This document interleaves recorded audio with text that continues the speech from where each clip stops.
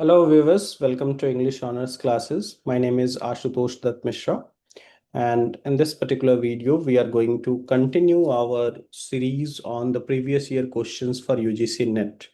In this particular video we will continue with the unit 5, that is language, basic concepts, theories, pedagogy and English in use. So let me just share the screen with you all.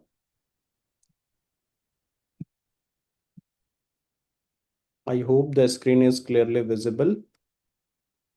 जैसा कि आप यहाँ देख पा रहे हैं और जैसा कि पिछले वीडियो में भी हम लोगों ने डिस्कशन किया था कि जितने भी पिछले 5 शिफ्ट्स के क्वेश्चन हैं उसको हमने यूनिट वाइज सेग्रीगेट किया है और ये यूनिट वाइज सेग्रीगेशन आपके प्रिपरेशन में बहुत हेल्प करेगा।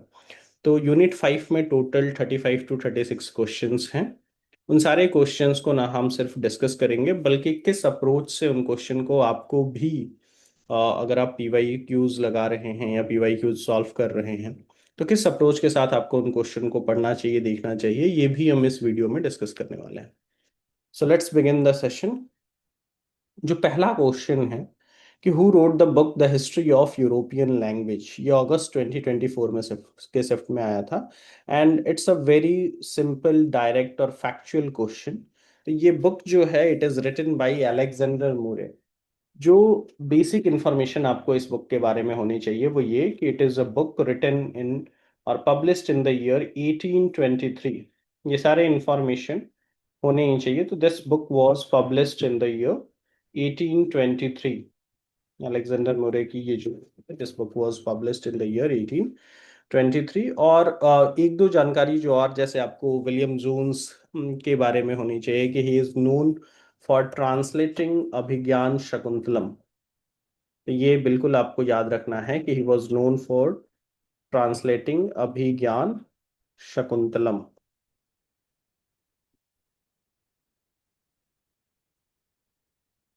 तो उनको इसके लिए जाना जाता है। ब्लूमफील्ड जो है वो अलग चीज़ों के लिए जाने जाते हैं। उनकी एक बुक आई थी सिर्फ लैंग्वेज नाम की, ये कई बार मैचिंग करने में देता है। तो ब्लूमफील्ड की एक बुक है लैंग्वेज नाम की जो 1933 में आई थी।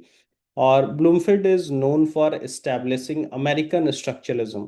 तो पहला क्वेश्चन सिर्फ आपको ये नहीं जानना है कि हिस्ट्री ऑफ यूरोपियन लैंग्वेज ये बुक किसने लिखी है। अलेक्जेंडर मुरे की ये बुक है 1823 की। बल्कि बाकी भी जो ऑप्शंस दिए हुए हैं अगर वो लैंग्वेज से रिलेटेड है तो उसके बारे में बेसिक इंफॉर्मेशन आपको होनी चाहिए। For instance William Jones is known for translating Abhigyan Shakuntalam, and this particular book was published, the history of European language was published in the year 1823. Similarly, Bloomfield is associated with American structuralism, and he is known for his famous book titled Language, which was published in the year 1933. सारी चीजें लिख करके चलते हुए ज्यादा it is not easy for me to annotate all those things, so it's better that we will just discuss those things. Second question is very interesting. The term social fact and collective consciousness in the context of language were used by। तो यहाँ पे दो term है, पहला है एक social fact and the second term is collective consciousness. ये दो टर्म किन लोगों ने यूज किया था? सबसे पहले तो इनका हम मतलब समझ ले। कलेक्टिव कॉन्सियसनेस क्या है? तो कॉन्सियसनेस होता है हमारा जो बिलीफ सिस्टम है, उसको हम कॉन्सियसनेस एक तरीके से कहते हैं। हम जिस तरीके से सोचते हैं, जिस तरीके से तैयार होते हैं। कलेक्टिव कॉन्सियसनेस ये है कि आपकी कंडीशनिंग की वजह से एक शेयर्ड बिलीफ सिस्टम क्रिएट होता है। तो it is shared belief ideas and attitudes that are known as collective consciousness। और वही आपका social fact ही है। These two terms are associated with Emile Durkheim. तो ये इनसे एसोसिएटेड है। सॉसर का नाम भी इसमें आता है। तो option C and E is the correct. तो ऑप्शन ए करेक्ट है, सी और ई इसमें सही है। बाकी लोग के नाम भी जैसे मैंने कहा, तो बाकी ऑप्शन पे भी आपको ध्यान देना है कि क्या चीजें हैं। तो नॉर्म्स चॉम्स्की जेनरेटिव ग्रामर के लिए जाने जाते हैं, कई बार एग्जामिनेशन में आया है। Chomsky is known for generative grammar. Ferdinand de Saussure is also known as father of modern linguistic. तो ये वाला पॉइंट आपको क्लियर रखना है, Saussure is known as father of modern linguistic. और बहुत सारे कॉन्सेप्ट जैसे लैंग एंड पेरोल का जो कॉन्सेप्ट है, सिग्निफायर एंड सिग्निफाइड का जो कॉन्सेप्ट है, वो आपको फर्डिनेंड डे सोसोर ने ही दिया है। चॉम्स्की जेनरेटिव ग्रामर के लिए जाने जाएंगे। एमाइल डर्कहाइम का ये जो टर्म है, सोशल फैक्ट और collective consciousness, so it is a term by Emile Durkheim. Next statement और the question, it is a statement based और कॉन्सेप्ट बेस्ड क्वेश्चन, बहुत इंटरेस्टिंग है। यहाँ पे कुछ टर्म्स दिए हुए हैं। एक है आपका diegesis, second is biopolitics, third is hypertext, fourth is desiring machine and fifth is dream work. और उसके बारे में कुछ इंफॉर्मेशन प्रोवाइडेड है। आपको बताना है कि कौन कौन से स्टेटमेंट सही हैं। तो एक एक करके हम सबको समझते चलते हैं और उससे related information, please do keep this information in your mind. तो डाइजेसिस क्या है? डाइजेसिस एक कॉन्सेप्ट है जो प्लेटो और एरिस्टोटल के टाइम पे, प्लेटो और एरिस्टोटल ने ही दिया था, पर ये स्टोरी टेलिंग को लेकर के है। डाइजेसिस रेफर्स टू स्टोरी टेलिंग। दो चीजें हैं, एक है डाइजेसिस, दूसरा है मिमेसिस। तो mimesis is by presenting something, कुछ दिखाना, इज मिमेसिस, वो इमिटेशन करना, और कुछ बताना, नैरेट करना इज डाइजेसिस।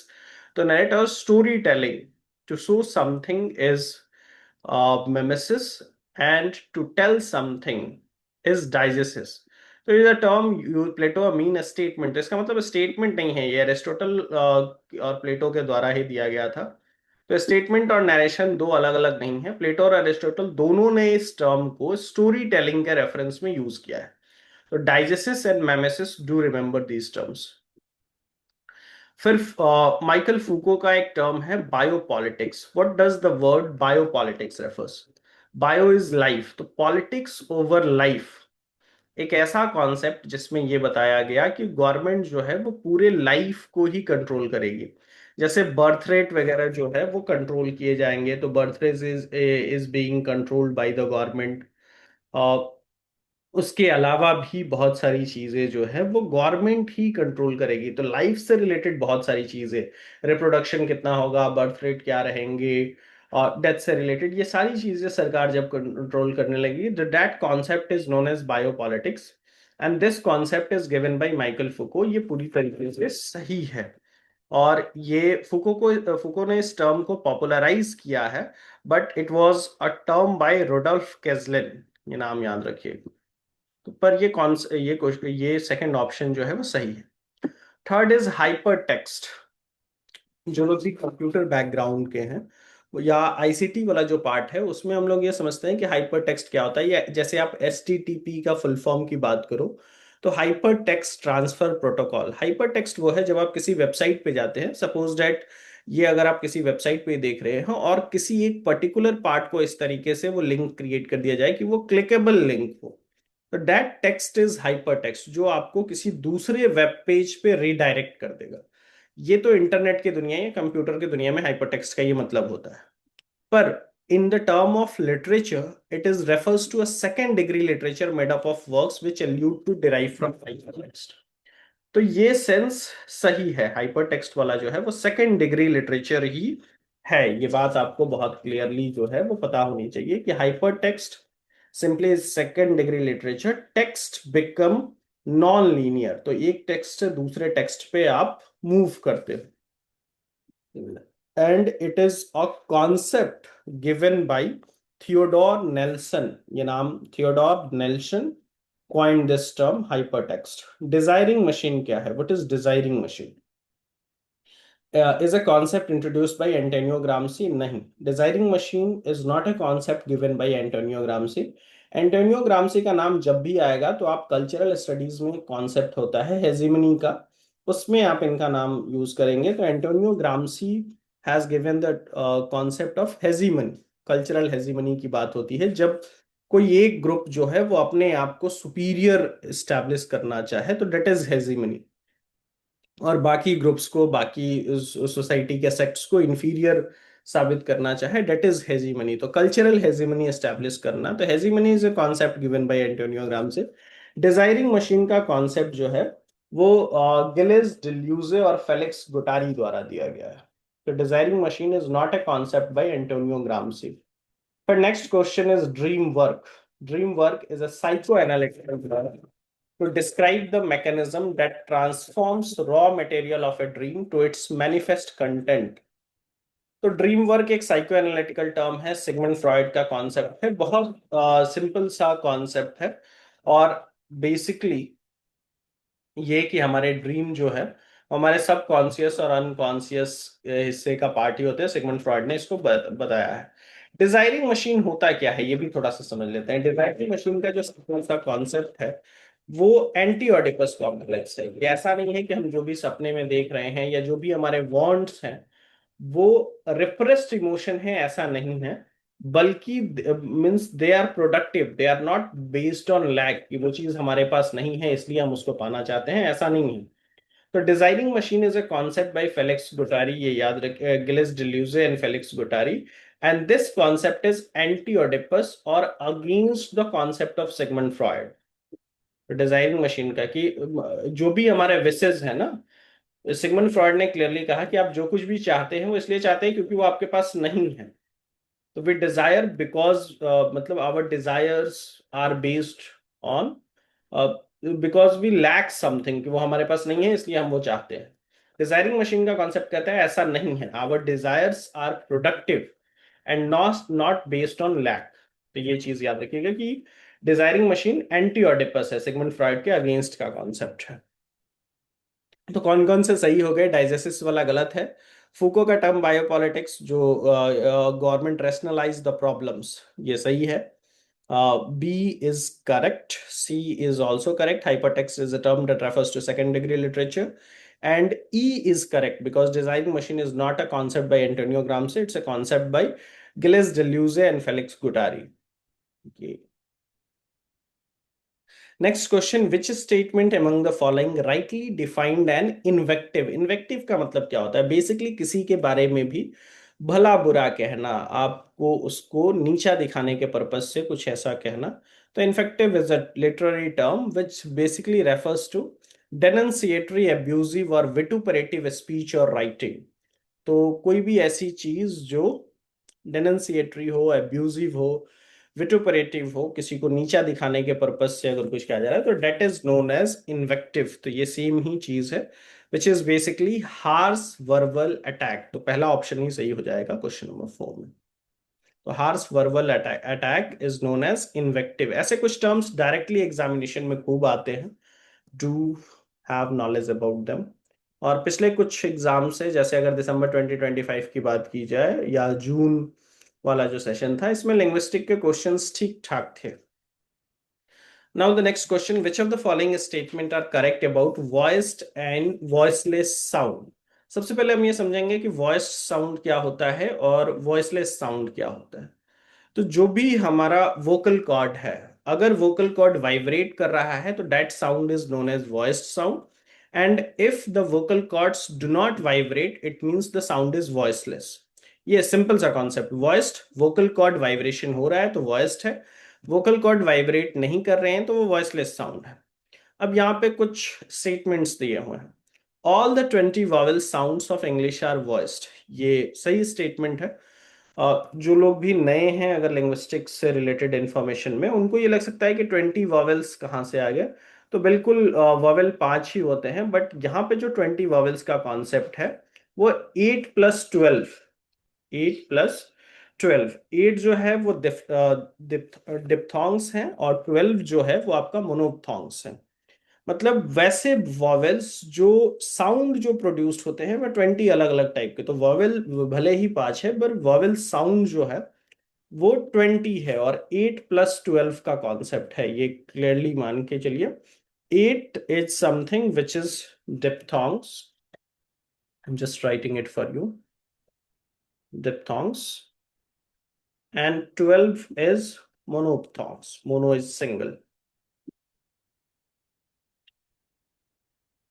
ये जो 12 है मोनोप्थोंग्स को हम लोग प्योर वॉवेल बोलते हैं, और जो डिप्थोंग्स है वो ग्लाइडिंग वॉवेल्स है। They are also known as gliding vowels,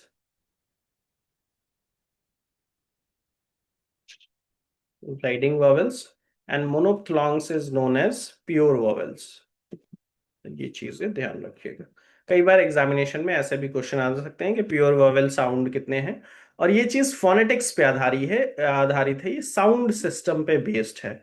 इस चीज को ऐसे समझिए कि these are based on sound system and not the exact vowel. तो पहला जो ऑप्शन है वो सही है, A is correct. Second is when the vocal cords move away from each other, the speech sound articulated in this situation are called voiceless sound। सही बात है। जब वोकल कॉर्ड एक दूसरे से अलग हो जाएंगे, इसका मतलब वाइब्रेट नहीं करेंगे तो वॉइसलेस होगा। It is correct, absolutely it is correct. बस थोड़ा सा आपको जब भी एग्जामिनेशन में क्वेश्चंस आए, यू हैव टू बी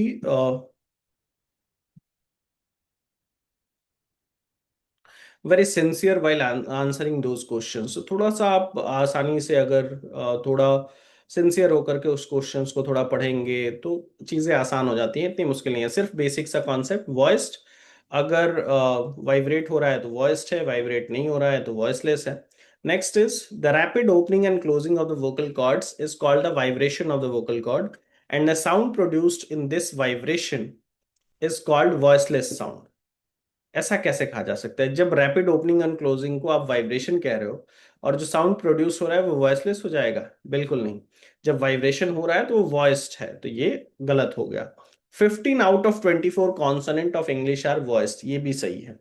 ये आपको कि आउट ऑफ 24 कॉन्सोनेंट, यहाँ पे भी 24 कॉन्सोनेंट साउंड है। There are 24 consonant sound, there are 20 vowel sounds in English. तो out of 24 consonant sound 15 are voiced and others are voiceless sound, ये भी सही है। तो A B and D is correct. And the next is the articulatory system consist of few organs in our leg and hand. तो articulatory system leg और hand में थोड़ी होता है, वो माउथ का ही सिस्टम है। पूरे आर्टिकुलेटरी सिस्टम की इमेज आपको पता होनी चाहिए। तो ई भी गलत है, तो A B and D are correct. E तो कहीं से भी नहीं होता और सी भी नहीं होगा। तो this is an easy question, बस थोड़ा सा सिंसियर होकर के अप्रोच करना था। यहाँ पे फिर कुछ टर्म्स हैं वापस से। कोलोकेशन क्या होता है, इन्फ्लेक्टेड क्या होता है, पोलैरिटी क्या है और जेनरेटिव क्या है। Generative is generative grammar. तो सिंपल सा, generative is a term borrowed in 1960 from mathematics into linguistic by नॉर्म्स चॉम्स्की। तो जेनरेटिव ग्रामर नॉर्म्स चॉम्स्की, डी का 1 होगा। एक ही ऑप्शन में डी का 1 था और ये क्वेश्चन सिर्फ अगर आपको जेनरेटिव ग्रामर नॉर्म्स चॉम्स्की से एसोसिएटेड है ये पता हो तो you could have easily solve this particular question. But बाकी को भी देख लेते हैं कि कोलोकेशन क्या होता है। What is collocation? को मतलब साथ के सेंस में है। तो if two words are occurring मतलब बिसाइड्स ईच अदर, और habitual occurrence of two words अगर है, दो वर्ड एक साथ अकर करते हैं तो उसको हम कोलोकेशन कहते हैं। क्या है इसका सेंस? तो अगर आप यहाँ पे देखें तो it is a habitual association between particular words. दो वर्ड्स अगर हैबिचुअली एक दूसरे के साथ एसोसिएट हो जाएं तो वो कोलोकेशन है। ये I think it is clear. Inflected क्या है? What is inflected? तो अगर कोई वर्ड अपना ग्रामेटिकल स्ट्रक्चर चेंज करके, इन्फ्लेक्शन मतलब थोड़ा इन्फ्लेक्ट होना, अपना ग्रामेटिकल स्ट्रक्चर चेंज करके अपनी मीनिंग चेंज करता है। A term in which a words take various form to show its grammatical rule. कुछ भी, जैसे चाइल्ड से आप चाइल्डहुड बना रहे हो तो ये इन्फ्लेक्शन है, inflected. That is. Next is polarity. Polarity का मतलब ये है, पोलैरिटी को समझिए। What what do we mean by polarity? तो एक टर्म होता है जिसको हम एनपीआई कहते हैं। NPI is negative polarity items, कि कई बार किसी चीज को समझाने के लिए नेगेटिव ही यूज करना होगा और उसके पॉजिटिव सेंटेंस का कोई मतलब नहीं निकलेगा, मीनिंग नहीं निकलेगा। फॉर एग्जाम्पल, अगर मैं एक स्टेटमेंट बोलूं कि I have not seen him from ages, मैंने उन्हें कई दिनों से नहीं देखा, तो I can't say like this कि I have seen him from ages. तो we have to say that कि I have not seen him in ages. तो इससे वो चीजें समझाइए। तो it is a term for the contrast between positive and negative in sentence, clauses and phrases. तो ये पोलैरिटी है। तो ये चारों term, collocation, habitual occurrence of two words एक साथ और उन दोनों वर्ड के बीच में कुछ ना कुछ एसोसिएशन होता है। इन्फ्लेक्शन, एक ही वर्ड ग्रामेटिकली इन्फ्लेक्ट हो जाएगा अपना फॉर्म चेंज करेगा और अपने रोल को बदल लेगा सेंटेंस में। पोलैरिटी क्या है? पोलैरिटी ये है कि contrast, positive and negative, a term for the contrast between positive and negative in sentence, clauses and phrases. Or generative grammar is associated with Noam Chomsky. It is a term borrowed from mathematics into linguistics. तो ये आपको ध्यान रखना है। नाम भी जानते चलिए कि कोलोकेशन जो टर्म है वो किसने दिया है, तो जे आर फर्थ नाम के एक लिंग्विस्ट हैं। तो J R Firth has given the term collocation. Inflected term जो या पोलैरिटी जो है वो जेफरसन ने दिया है, ओटो जेफरसन पोलैरिटी। और जेनरेटिव ग्रामर नॉर्म चॉम्स्की, आप जान ही रहे हैं। तो ये चीजें हैं। Next is arrange the following stages of first language acquisition schedule in its chronological order. तो कुछ क्वेश्चंस हैं यहाँ पे और कुछ स्टेजेस दिए हुए हैं। फर्स्ट लैंग्वेज एक्विजिशन, FLA जिसको कहते हैं, फर्स्ट लैंग्वेज एक्विजिशन। कोई भी बच्चा, एक्विजिशन मतलब एक्वायर करना पहली लैंग्वेज, कोई भी बच्चा जब पहला लैंग्वेज सीखता है तो क्या क्या स्टेजेस होते हैं, किस तरीके से। ये जून 2025 का क्वेश्चन आया था। It was an easy question I think. तो अगर आप ध्यान से देखें तो क्या क्या ऑप्शन इसमें दिए हुए हैं। Telegraphic speech, one word stage, cooing, babbling. तो क्या क्या चीजें होती हैं, देखिए सबसे पहले वो बच्चा रोना शुरू करता है तो फर्स्ट स्टेज इज क्राइंग, जो कि इसमें नहीं है। तब कूइंग आता है, तब बैबलिंग आता है। तो first stage is, if I can just let me just write it all the stages for you. कुछ चीजें पॉसिबल होगा तो लिख दूंगा, बाकी आप सुनिए कीजिए। Crying is the first stage, crying then comes cooing and then comes babbling. कई बार ये टाइम भी पूछ देता है कि क्राइंग, कुइंग और बैबलिंग ये तीनों एक ही में आप मान करके चलिए। तो क्राइंग नहीं दिया हुआ है तो कुइंग और बैबलिंग। ये 0 से लेकर के 12 मंथ्स, 0 to 12 मंथ तक का जब तक बच्चा होता है, मतलब 1 साल के होने तक, क्राइंग, कुइंग एंड बैबलिंग। तब उसके बाद आता है वन वर्ड स्टेज, जिसको एक और नाम से जाना जाता है, one word stage. Then comes, नाम से ही आपको क्लियर है कि उसके बाद टू वर्ड स्टेज आएगा। One word stage and then comes the two word stage. One word stage जो है वो आमतौर पे बच्चों में 12 to 18 मंथ, 12 से 18 महीने का जो बच्चा होगा वो वन वर्ड स्टेज में होगा। And it is also known as holophrastic. One word stage को एक और नाम से जानते हैं which is holophrastic. One word stage is also known as holophrastic. Then comes the two word stage, जब वो बच्चा दो शब्द बोलने लगेगा। और ये जो टाइम पीरियड होगा ये 18 से लेकर के 18 to 24 मंथ्स। कई बार ये सब भी पूछ देता है एग्जामिनेशन। तो फ्रॉम 18 to 24 मंथ्स ये आपका टू वर्ड स्टेज होगा। और उसके बाद फिर आएगा which is known as telegraphic speech, जब वो बच्चा सेंटेंस फॉर्मेशन करने लगता है 24 से 30 साल का, और फिर वो फ्रिक्वेंट स्पीकर बन जाएगा। Telegraphic speech from 24 to 30 months, ये बच्चा 2 साल से बड़ा हो जाएगा। तो these are the stages, I hope these things are quite clear. Crying, cooing, babbling, one word stage, two word stage, and then telegraphic speech. Crying, going, babbling, 0 to 12. One word stage is also known as holophrastic stage. And then comes the two word stage from 18 to 24 months, telegraphic speech from 24 to 30 months. So these are the basic details. Next question is very interesting. If the glide is distinct enough to be heard, अगर आप बोलते हुए जो glide इतना है कि आप वो सुना जा सकता है, तो vowel plus glide will be treated as, क्या कहेंगे उसको? डिप्थोंग कहेंगे, मोनोप्थोंग कहेंगे, sequence of two vowels, sequence of two consonants. तो ग्लाइड इतना, वॉवेल प्लस ग्लाइड कह रहा है तो दो वॉवेल का ही सीक्वेंस है, इतना बड़ा सीक्वेंस कि वो आसानी से सुना जा सकता है। तो that is a sequence of two vowels. That is a factual question. Next is the study of how human beings acquire language and how we use language to speak and understand is called. तो किस तरीके से हम कोई भाषा बोलते सीखते हैं उसको क्या कहेंगे? How human beings acquire language and how we use language to speak and understand is called psycholinguistic, the word psycho refers to mind and soul. तो इस बात का जवाब देना कि किस तरीके से कोई लैंग्वेज एक्वायर करता है और कैसे वो समझता है, वो साइकोलिंग्विस्टिक है।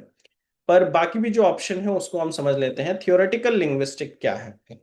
थियोरेटिकल लिंग्विस्टिक इज बेसिकली कि what and how, language structure के बारे में अगर आपको बात करना हो, व्हाट और हाउ कि लैंग्वेज का स्ट्रक्चर किस तरीके से काम करता है, सिंटेक्स क्या होता है। तो सिंटेक्स इज समथिंग जो वर्ड्स कैसे फॉर्म होते हैं, सेंटेंस, वर्ड्स कैसे सेंटेंस फॉर्म करते हैं, वर्ड्स कैसे फॉर्म नहीं होते हैं। तो हाउ वर्ड्स फॉर्म सेंटेंसेस, ये जो है वो सिंटेक्स है, वो थियोरेटिकल लिंग्विस्टिक का ही पार्ट है। थियोरेटिकल लिंग्विस्टिक के चार पार्ट्स होंगे, सिंटेक्स, मॉर्फोलॉजी, फोनोलॉजी और सिमेंटिक्स। चार, मैं एक बार clear, let me write it also. ये इंपॉर्टेंट है क्योंकि यहां से syntax, there are four part of theoretical linguistic. We have syntax. Syntax के अलावा we have morphology and phonology and then comes the semantics। सबका मतलब मैं आपको बेसिक बेसिक समझा देता हूँ। सिंटेक्स जो है, जैसे आपने ग्रामर में पढ़ा होगा, सिंटेक्स सेंटेंस स्ट्रक्चर की बात कर रहा है। थियोरेटिकल लिंग्विस्टिक हमेशा लैंग्वेज के स्ट्रक्चर के बारे में बात करेगा।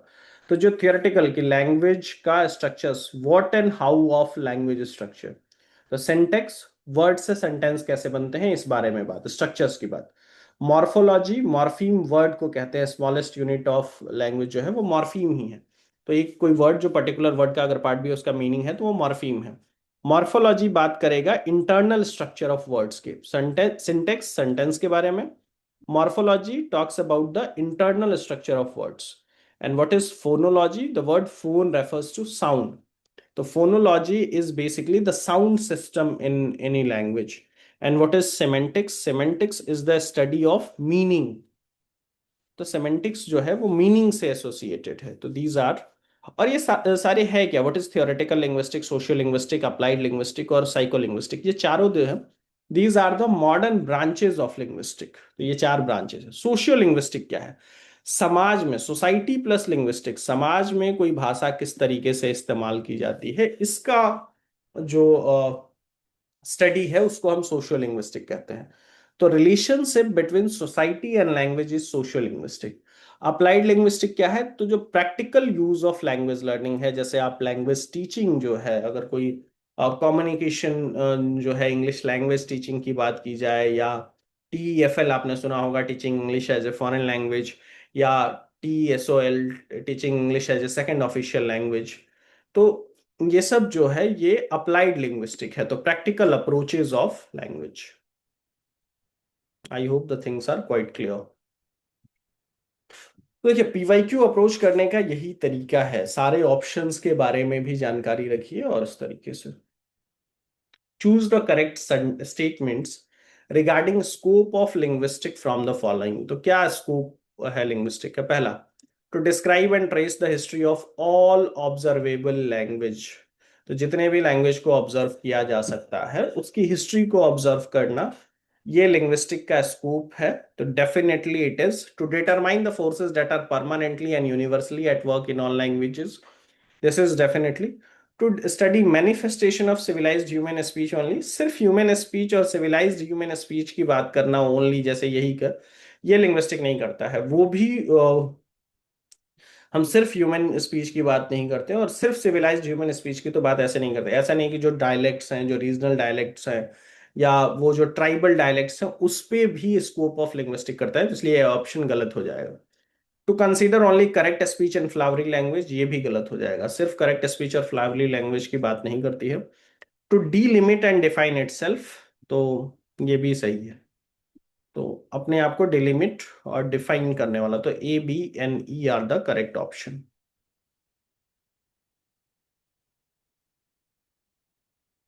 If you have any confusion, you can put it in the comment box. We will try to answer or address your confusions or doubts regarding to these discussions. Next क्या है? Arrange the following words in chronological order in terms of number of syllable in a particular word। तो किसी भी एक word में कितना syllable है, सबसे पहले तो हम ये समझते हैं कि सिलेबल क्या होता है। सिलेबल के लिए हिंदी में एक वर्ड चलता है, डेट इज वर्णाघात। किसी भी एक वर्ड को प्रोनाउंस करने में जो अप्स एंड डाउन्स आ रहे हैं, या कितनी बार उसको प्रोनाउंस करने में अप एंड डाउन आ रहा है, वॉवेल शिफ्ट कितनी बार हो रहा है, ये भी उसको हम सिलेबल जानते हैं। तो उसके उच्चारण में कितने अप एंड डाउन आ रहे हैं, ये सिलेबल है। तो सिलेबल के अकॉर्डिंग इनको अरेंज करना है। फॉर एग्जाम्पल गर्ल, तो girl is a single syllable word, तो सी से ही स्टार्ट होगा। तो टू और थ्री में से कोई एक ऑप्शन सही होगा, आंसर तो दिया ही हुआ है टू। सेकेंड इज ऑरेंज, तो ऑरेंज यहाँ पे आपका कट हो जाएगा ऑरेंज। तो orange is a two syllable word, CB, and then comes A, demonstrate. Demonstrate, three syllable word. तो one syllable, two syllable, three syllable. Agriculture, four syllable. Agriculture, तो चार सिलेबल का। और रिलेटिविटी इसमें तो पांचों आ जा रहे हैं। जैसे अगर आप वॉवेल्स भी काउंट कर लो, ई, ए, आई, वी, और सब, रिलेटिविटी, तो पांच सिलेबल का वर्ड हो गया रिलेटिविटी। तो ये इस तरीके से, सबसे पहले girl, girl, orange, demonstrate, agriculture and relativity. तो इस तरीके से ये अरेंज हो जाएगा। सिलेबल वाली चीजें जो है वो समझ लीजिए बेसिक, क्योंकि सिलेबल से रिलेटेड डायरेक्ट क्वेश्चन कोई वर्ड दे करके ये भी पूछ सकता है कि ये कितने सिलेबल का वर्ड है, तो प्रोनाउंसिएशन से पता चल जाता है। और कितना वॉवेल शिफ्ट हो रहा है, कितने अप्स एंड डाउन्स हो रहे हैं, टाडम टाडम वाली जो चीजें हैं, जो हार्ट बीट की तरह है, टाइज अप, टाडम, तो अप एंड डाउन जो हो रहा है वो चीजें। Next is match the list with list to.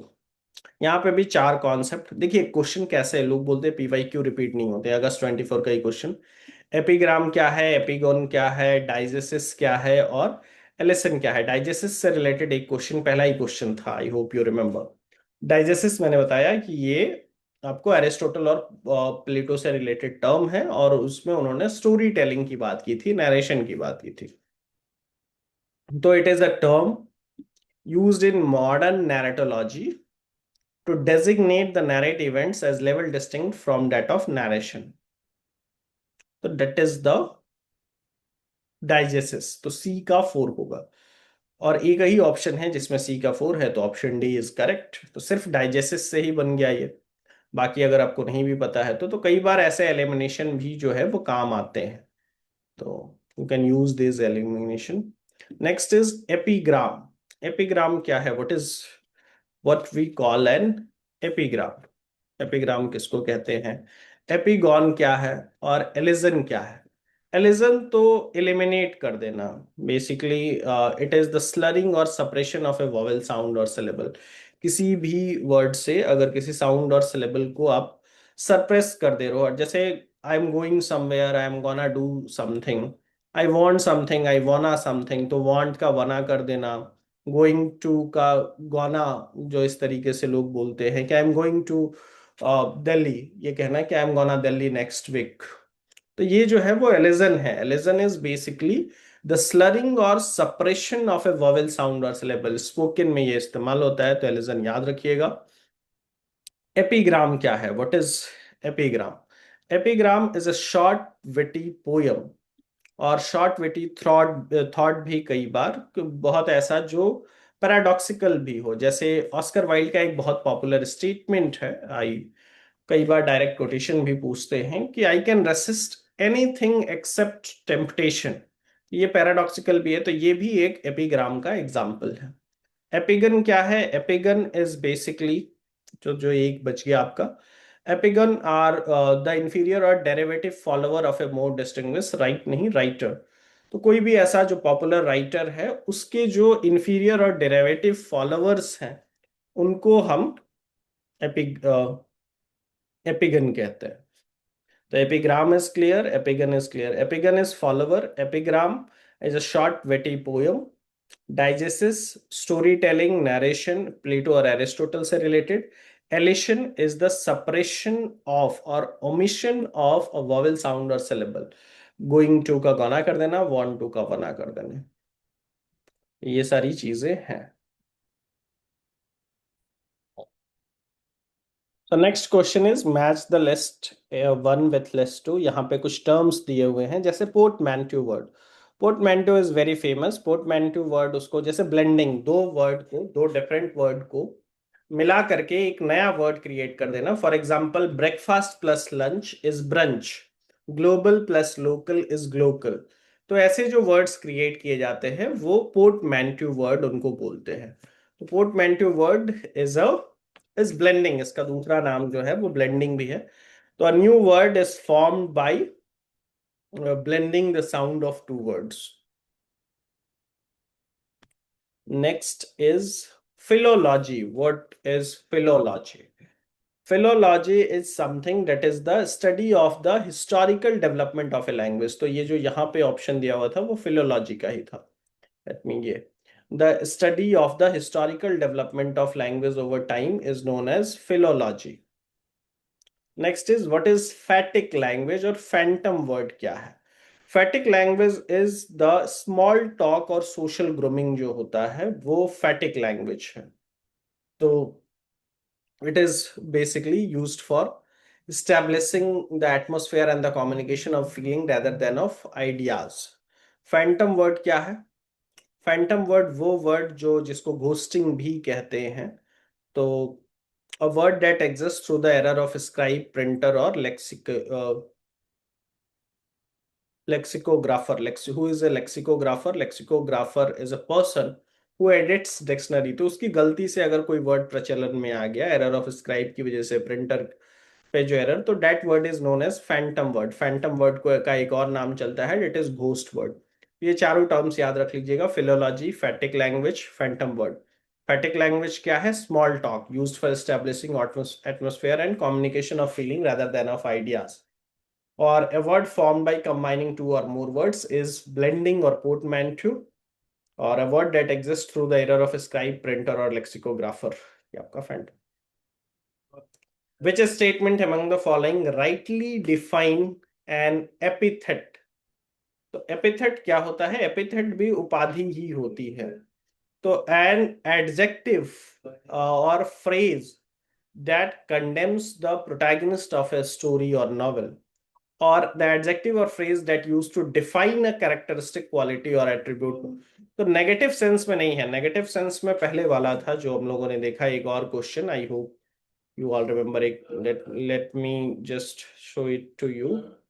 If you, अगर आप इन्वेक्टिव की जो बात की थी, ये डेनंसिएटरी था और ये चीजें जो है वो नेगेटिव सेंस में थी। एपिथेट इज जब किसी कैरेक्टर को डिस्क्राइब करने के लिए या प्रोटैगनिस्ट को डिस्क्राइब करने के लिए जो एडजेक्टिव या एडजेक्टिवल फ्रेज यूज किया जाता है। So an adjective or an adjectival phrase use to define a characteristic quality or attribute of some person or thing, तो उसको एपिथेट कहते हैं, उपाधि बेसिकली उस सेंस में। पैलिंड्रोम क्या होता है? Palindrome is very simple.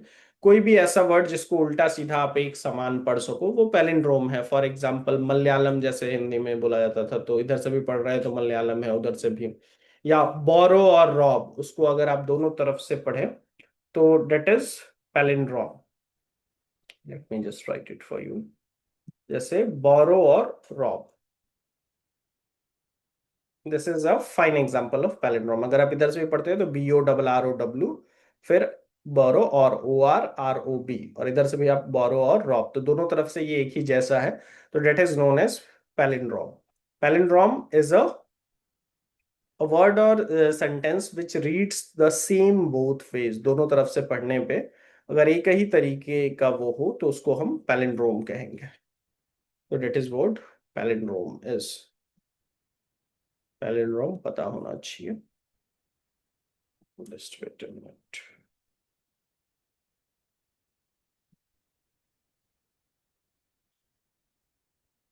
Next question is question number 15 तक हो गया। फिर क्या है ये? What is the language instinct, reflection of language? ये कौन कौन लोग इससे जो है वो जुड़े हुए हैं? Who is associated with language instinct, who is associated with reflection of language? और दो क्वेश्चन और है, let me just show it to you. एक मिनट। पैलिंड्रोम के बाद द लैंग्वेज इंस्टिंक्ट और the reflection of language. Language instinct क्या है कि हमारे पास इनेट एबिलिटी है कि हम लैंग्वेज सीख सकते हैं। तो लैंग्वेज जो है वो एक अलग से चीज नहीं है। यहाँ पे एक concept, let me explain that concept to you. There are two types of linguist, the one who is known as rationalist, ये ध्यान दे दीजिएगा, and the other who is known as empiricist. तो दो तरह के लोग हैं, एक रैशनलिस्ट है and the other is empiricist. Rationalist लोग जो है वो मानते हैं कि there is an innate ability, मतलब हमारे पास लैंग्वेज सीखने की जो एबिलिटी है या लैंग्वेज की जो एबिलिटी है वो पहले से ही है, मतलब गॉड नहीं दे रखी है या पहले से ही एबिलिटी है। जैसे जो नॉर्म्स चॉम्स्की है वो इस विचार को मानते हैं, और दूसरे एम्पीरियसिस्ट हैं, ये कहते हैं कि नहीं, कोई इनेट एबिलिटी नहीं है, we are a blank slate, no innate ability. जो आके हम सीखते हैं लैंग्वेज वो यहीं सीखते हैं। तो ये दो है, एक इनको रैशनलिस्ट बुलाते हैं और दूसरे को इंपीरियसिस्ट बुलाते हैं। तो चॉम्स्की इज ए रैशनलिस्ट। तो जो लैंग्वेज इंस्टिंक्शन वाली बात है, लैंग्वेज इंस्टिंक्ट चॉम्स्की हो गया, स्टीवन पिंकर भी इसी से। रिफ्लेक्शन ऑफ लैंग्वेज भी सेम बात करता है, 1975। Language instinct is a book in 1994 by Steven Pinker. Reflection of Language is also a book in 1975 by Noam Chomsky. तो चॉम्स्की भी रैशनलिस्ट हैं और Steven Pinker he is also a rationalist. So we have Pinker as well. Pinker is a rationalist also. बाकी दो questions भी देख लेते हैं हम लोग।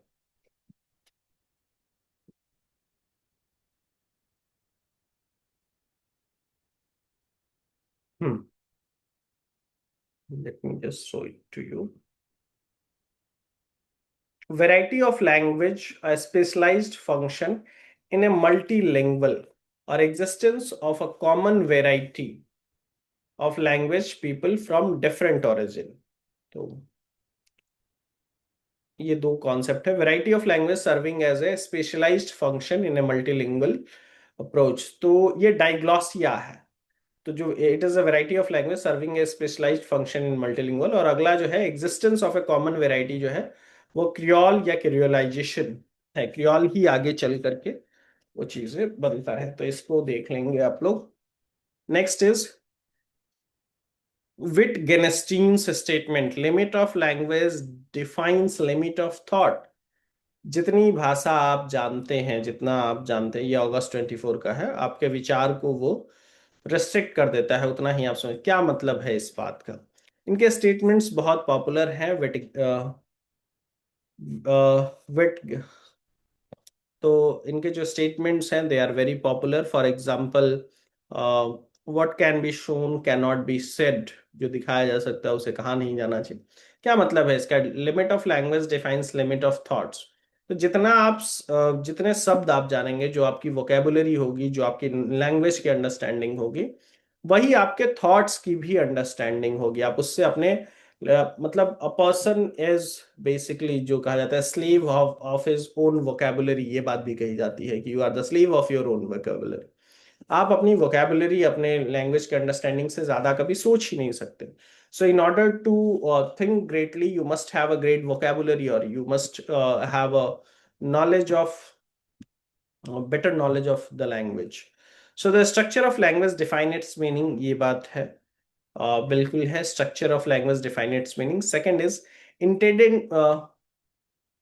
Intended meaning defines structure of language. नहीं, ऐसा नहीं है। That which can not be defined meaningfully can be thought. इसको बिल्कुल सोचा जा सकता है मीनिंगफुली, अगर नहीं डिफाइंड तो A and C is the correct option. Structure and meaning are interdependent on each other, और थॉट प्रिसीड्स लैंग्वेज, ऐसा नहीं। पहले विचार आते हैं तब भाषा आती है, ऐसा नहीं है। पहले भाषा है तब विचार है। अगर वो आपको भाषा का thoughts does not precede language, तो ई तो होगा ही नहीं। तो A and C are the correct option.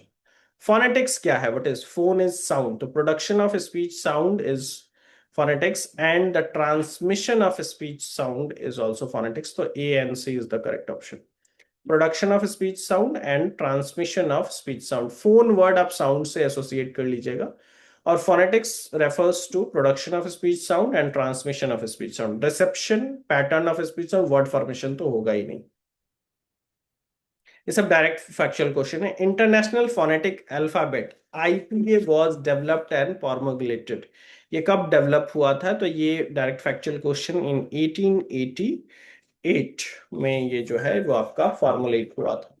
तो आईपीए वाज फॉर्मुलेटेड और sorry promulgated and developed International phonetic alphabet.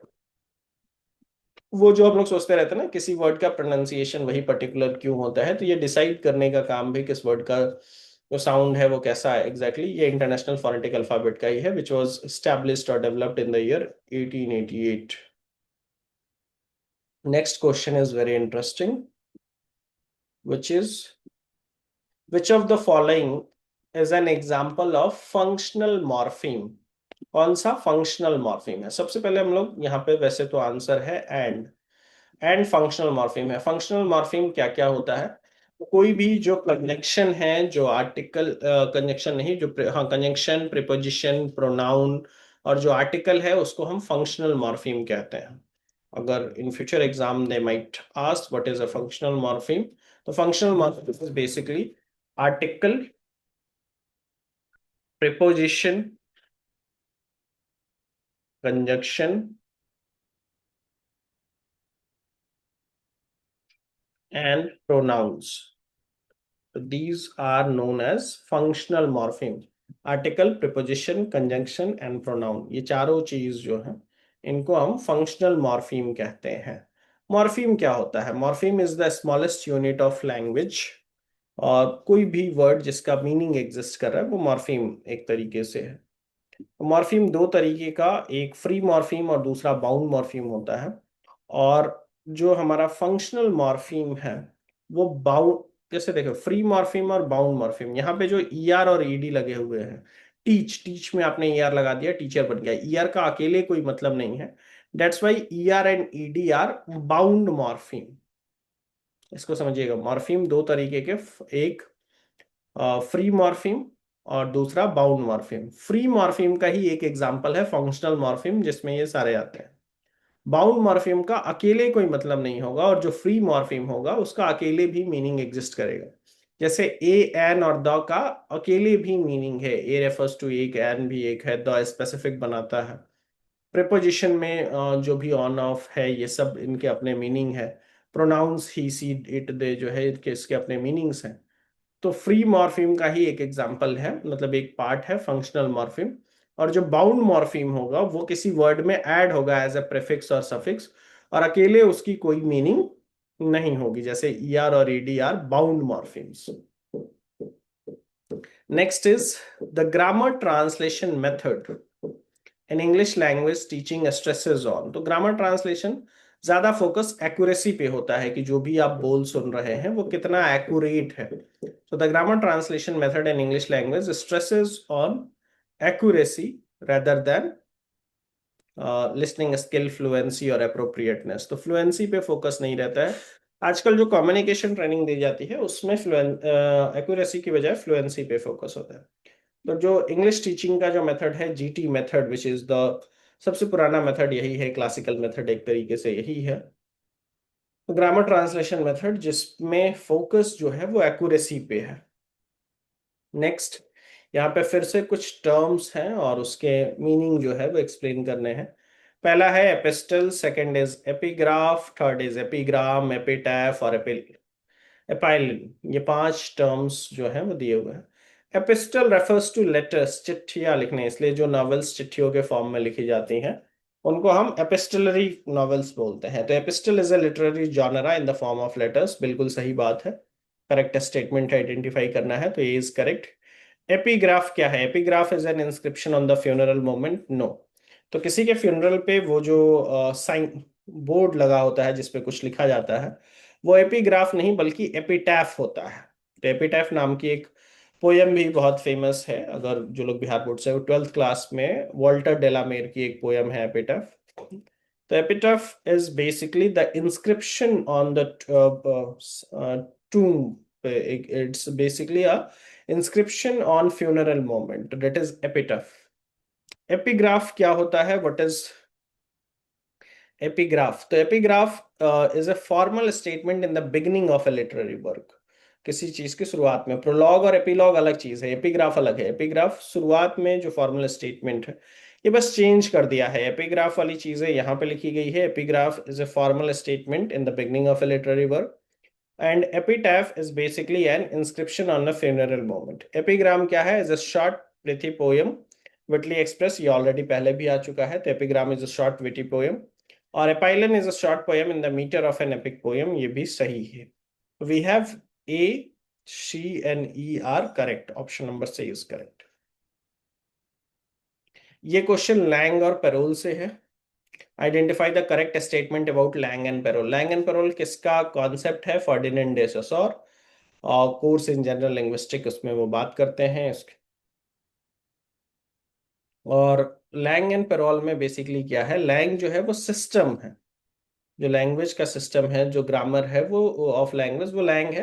Payroll उसका यूज है, जो इंडिविजुअल यूज है। So how followers are using this those particular language. तो langue is the abstract language system of the grammar of a language, and parole is the language actually produced by its user following lang. तो A and B are correct, बाकी जो है वो correct नहीं है।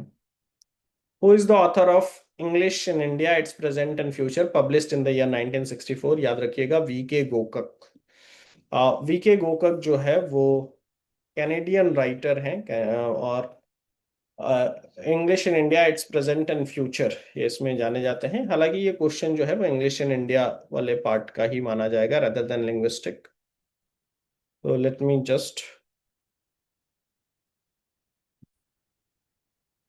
तो the next question is choose the correct definition of language. तो बहुत सारे डेफिनेशंस पॉपुलर हैं, तो ये आपका बेसिक अंडरस्टैंडिंग से क्वेश्चन है कि लैंग्वेज के डेफिनेशन को बताइए कि कौन सा जो है वो करेक्ट डेफिनेशन है लैंग्वेज का। तो बेसिक अंडरस्टैंडिंग का क्वेश्चन है यहाँ पे। Just give me a moment.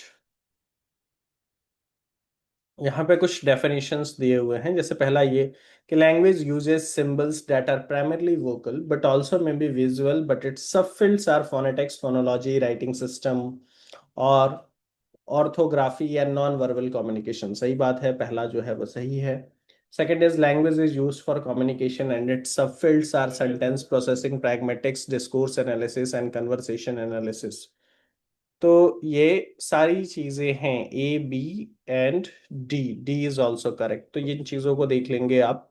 Next यहाँ पे कुछ टर्म्स हैं, टर्म्स रिलेटेड क्वेश्चंस खूब आए हैं। आप चाहें तो एक टर्म्स की एक लिस्ट बना ले, लिंग्विस्टिक के जितने भी टर्म्स हैं, and do revise those terms as well. Antonomasia, antonomasia क्या है? एंटीफ्रेसिस क्या है? Apocrypha, what is apocrypha? And aretalogy, ये चारों टर्म्स जो हैं वो क्या हैं, ये आपको बताना है। एंटेनोमेशिया इज बेसिकली कि जब आप प्रॉपर नाउन को किसी प्रॉपर नाउन को, किसी वर्ड या फ्रेज को एज अ एडजेक्टिव यूज करते हो, तो that is known as antonomasia, which is a figure of speech in which some defining word or phrase is substituted for a person's proper name. For example, जैसे Shakespeare को board of Avon कहा जाता है, तो वह एंटेनोमेशिया है। Antiphrasis क्या है? Antiphrasis is something which is the ironical use of words. तो इट इज द आयरॉनिक और humorous use of words in sense opposite to the generally accepted meaning. Apocrypha, apocrypha is what is apocrypha? Apocrypha is uh, that is something writing or statements of doubtful or spurious authorship। तो किसी के नाम से कोई statement चलता है, जैसे for example Louis 16 की जो वाइफ थी मेरी, उसके नाम से ये चीज चलता है। जब पता चला कि फ्रांस में लोगों के पास खाने के लिए नहीं है, तो उसने कहा कि if they don't have bread let them eat cake, और why don't they eat cake. ये स्टेटमेंट मेरी के नाम से चलता है, पर कोई हिस्टोरिकल एविडेंस नहीं है कि ऐसा उन्होंने कहा था। तो that is known as apocrypha. It is something, someone's statement which is doubtful और spurious authorship वाला जो है। एरेटोलॉजी क्या है? एरेटोलॉजी is a term which simply refers to a narrative of miraculous deeds of God or hero। तो कोई चमत्कार कर देना जो है, वो एरेटोलॉजी का एग्जाम्पल है। These are the question. Next is 27, अगर देखें, functional communicative approach in English language teaching is in opposition to the, तो वो किसके अगेंस्ट है? आप देखेंगे तो जो फंक्शनल कम्युनिकेटिव अप्रोच है, it is against basically functional communicative, ये स्ट्रक्चरल अप्रोच के अगेंस्ट है। तो फंक्शनल जो है वो स्ट्रक्चरल अप्रोच के अगेंस्ट है। Next question is which of the following definition, यहाँ पे फिर से कुछ टर्म्स ही आ गए हैं, of social variation language is incorrect, कौन सा इनकरेक्ट है? तो ये लगभग सही ही दिया हुआ है। कन्वर्जेंस क्या है? That attempts to reduce social distance, तो कन्वर्ज करना वही है। रजिस्टर क्या है? Register is a conventional way of using language that is appropriate in specific context, जैसे क्रिकेट में आपको क्लीन बोल्ड यूज किया जाता है, पर अगर आप पॉलिटिक्स में भी यूज कर रहे हो तो that is the example of register, कि कोई पॉलिटिशियन क्लीन बोल्ड हो गए इलेक्शन में। स्लैंग क्या है? तो slang describes the word or phrase that are used instead of more everyday term among young speakers, तो जो यंग लोगों के बीच गाली वाली जो चीजें हैं उसको भी स्लैंग बोला जाता है। और jargon adds the words or phrase often involving body parts, bodily function and sexual acts that people avoid for reasons related to religion. तो ये jargon है, ये this is incorrect. Jargon is something which is different. तो jargon जो है वो अलग चीज है। तो fourth is incorrect. Next we have, फिर से मैच करने के लिए, फोनोलॉजी क्या है, मॉर्फोलॉजी क्या है, सिंटेक्स और सिमेंटिक्स क्या है? तो what is phonology, morphology, syntax and semantics? तो इन चीजों को भी अगर आप मैच करना चाहें, फोनोलॉजी ये साउंड से रिलेटेड है। Phonology is the sound system of language, morphology word system, syntax sentence structure हमने ऑलरेडी डिस्कस किया है, और semantics is related to meaning. So the next question is arrange the following manner of articulation of the consonant of English in chronological order. तो manner of articulation, किस तरीके से उन words को आर्टिकुलेट किया जाता है, बोला जाता है, तो वो क्या है? Close approximation, intermediate closure, competent closure. तो सबसे पहले फिर complete closure and sudden release, complete closure and slow release. तो शुरू होगा आपका complete closure and sudden release, फिर complete closure and slow release, फिर open approximation, then comes intermediate closure, और फिर क्लोज अप्रोक्सीमेशन। तो that is the option 2 is correct, C, D, A, E, B. Question number 30। Moving forward, और कुछ questions रह गए हैं, ये पिछले 5 शिफ्ट के क्वेश्चंस हैं। What do we call the space between the vocal folds? तो वोकल फोर्ट्स के बीच के स्पेस को लैरिनेक्स, लैरेंस कहते हैं। एंड सॉरी, लैरिंग्स नहीं, glottis is the right answer. What is लैरिंग्स? लैरिंग्स is the voice box, जो है वो लैरिंग्स है। वेलम आपका ऊपर वाला पार्ट है, और टंग आप लोग जानते ही हैं। तो larynx is the voice box, glottis is the space between the vocal folds. What does the passage, ये इसको छोड़ सकते हैं। एंड यहाँ पे फिर से कुछ क्वेश्चन है, वही है कि पिडजिन क्या होता है, क्रियोल क्या होता है, इडियोलिक क्या है, रजिस्टर क्या है। इडियोलेक्ट, इसमें इड है, पर्सनल व्यक्ति का जो अपना लैंग्वेज होता है वो इडियोलेक्ट है। रजिस्टर मैंने बताया है कि एक कॉन्टेक्स्ट में कोई वर्ड इस्तेमाल होता है वो दूसरे कॉन्टेक्स्ट में। तो इडियोलेक्ट इज पर्सनल डायलेक्ट, और रजिस्टर इज, तो idiolect is personal dialect. C का वन दो ऑप्शन में है, डी में है, and D is two. A language defined according to social use such as scientific, formal, religious और journalistic, ये आपका रजिस्टर है। और फिर पिडजिन क्या है? What is pidgin? Pidgin is a contact language which draws on element from 2 और more languages.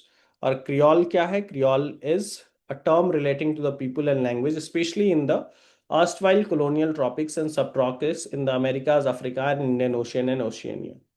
ये आपका है क्वेश्चन नंबर 34। फिर आपका स्टेटमेंट बेस्ड 35 एंड 36 भी फोनेटिक्स और लिंग्विस्टिक्स से ही रिलेटेड क्वेश्चन है। कोर्स इन जनरल लिंग्विस्टिक कब आया था, ये आपको ध्यान होना चाहिए। Course in general linguistic is a book by Ferdinand de Saussure in 1916। I hope आपको ये सेशन जो है वो फ्रूटफुल लगा होगा, और लगभग सारे क्वेश्चंस हम लोगों ने डिस्कस करने की कोशिश की है जो भी पिछले 5 शिफ्ट के हैं। आप इन, if you want the PDF you can just put a comment that I need PDF, and I will forward the link in the comment box. So I hope you find this video helpful. Thank you for watching. Have a great day.